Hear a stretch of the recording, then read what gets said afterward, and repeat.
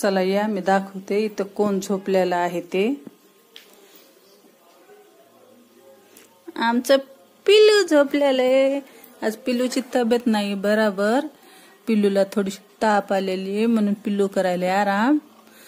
दूध द्यायचं पिल्लू तुला? हळद टाकून दूध पितो का पिल्लू? का ब्रेड खातो? काय खातं पिल्लू? झोपतोय पिल्लू. आज आमच्या पिल्लूची तब्येत एकदम बिघडून गेली. तर हे बघा, हे जाऊन दवाखान्यात आणलेलं आहे त्याच्यासाठी औषध. आणि हे आहे ते इंजेक्शन.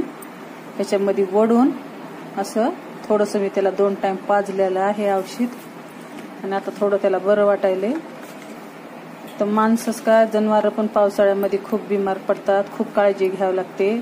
आणि अशीच तुम्ही पण काळजी घेत जा. आपल्या इथं कुत्रे असतात, मांजरी असतात. आपण लक्ष दिलं तर त्यांचा जीव वाचतो.